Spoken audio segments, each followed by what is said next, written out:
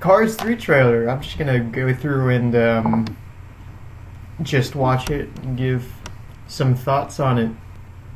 Disney, Pixar. And zoom right here. Okay, so already the graphics, I'm talking about this like this is a game.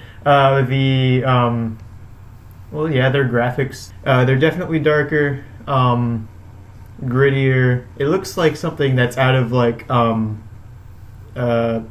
video game trailer, and so that's what's coming to mind. It's like, oh, the graphics there. It's definitely darker from the other movies. I think that'll be a good thing, but we all thought the NASCAR Heat Evolution trailers were making the game look good. So let's not get ahead of ourselves here. So let's keep going.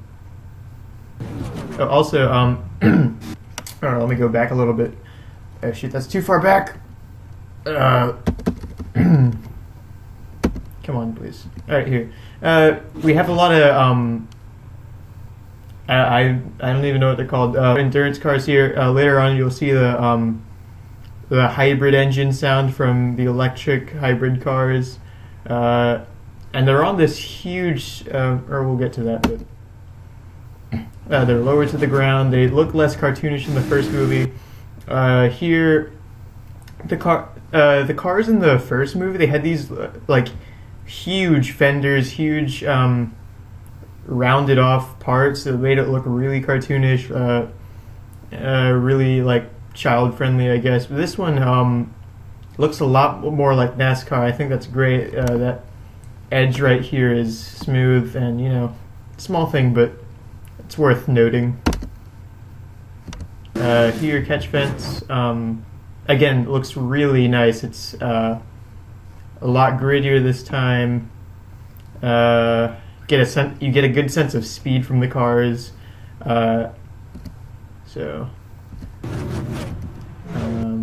So again, on the left here, we see one of those endurance racing looking cars. And hey, NASCAR, take a hint. Look, the ride height is not completely on the ground. You can create better racing, NASCAR. You can do this.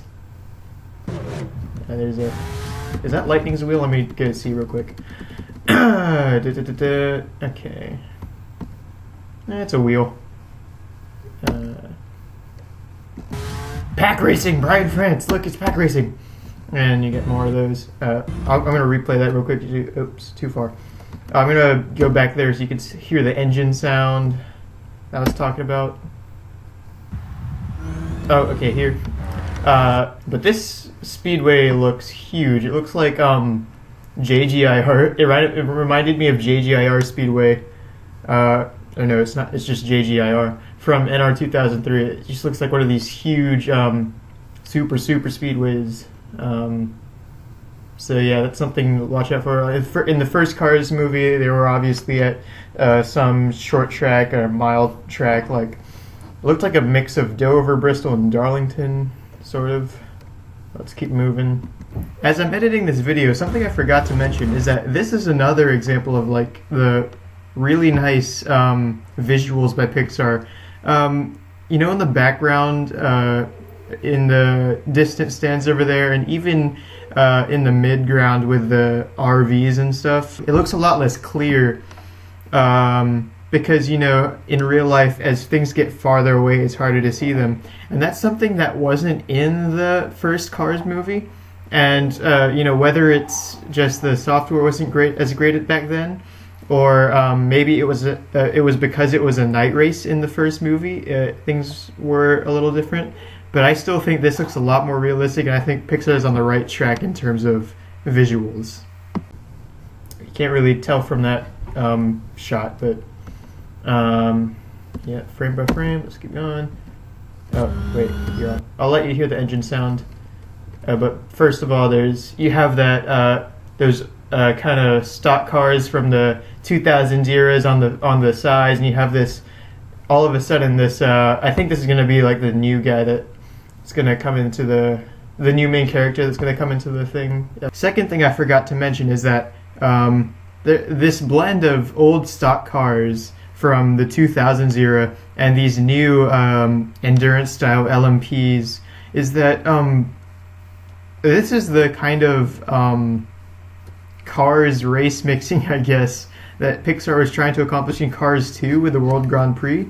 But, you know, the focus was on Mater and this whole spy car thing, and so we never got to see that close racing, because the only competition in the World Grand Prix was McQueen versus the Formula One car, Francisco, whatever his name was. And so I think this will be a lot better in showing a lot of the different kinds of race cars, and just do a better job of giving a lot more cars the spotlight. His new hybrid engine and stuff. So let's just hear that beautiful engine sound. Yeah, boy. Alright, so here's this is really like kind of stupid to worry about, but I hate how in the Cars movies the physics aren't great, because, you know, it just makes it seem less real for me, you know. What happens here is it's basically the Eric Jones Las Vegas crash. Does he cut a tire there? Yeah, the rubber seems to be coming off of the rim right there. So he probably blew a tire. You can see it's starting to deform a little bit. Something else I forgot to mention the first time around is look at the wear and tear on the side of Lightning McQueen. They had some of this in the first and second movies. In the first movies, I remember in the behind the scenes stuff, because I watched that as a kid. They were saying like, oh, look how realistic we are. We put marbles on the top of the track. There's dirt flying all around. And that was good for its time, but I think this has stepped it up a lot too. That's another thing, like in Cars the axles are like movable because they're like hands and stuff, so so he overcorrects, and floppiest suspension you've ever seen in your life, and head first into the wall like Eric Jones, except, you know, this time he's losing it in the middle of a turn, so it's even worse. And this part is the one that has everyone talking. This is pretty good marketing by Pixar, in my opinion. Like, you know, just get the attention of everybody. Lightning McQueen has just crashed, and it's all terrible.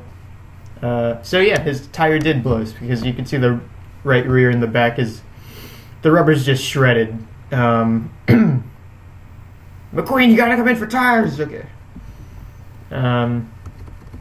So let's just see exactly how this happens, because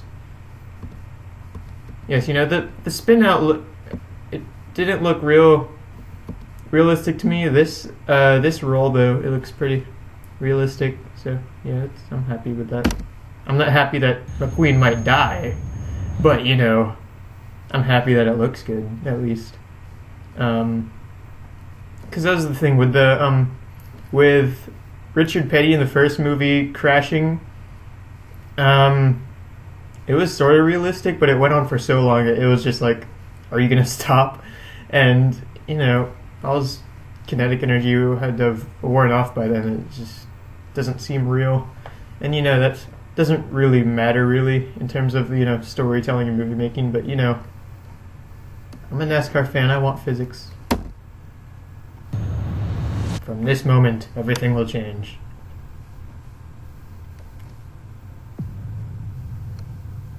So yeah, I wouldn't get my hopes up because, you know, we thought NASCAR Heat Evolution would be good.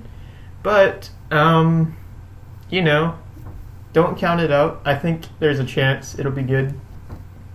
So, one more thing, like, if you're gonna have McQueen in like a paralyzing crash, I don't want to be morbid, but why not get some catch fence action, guys?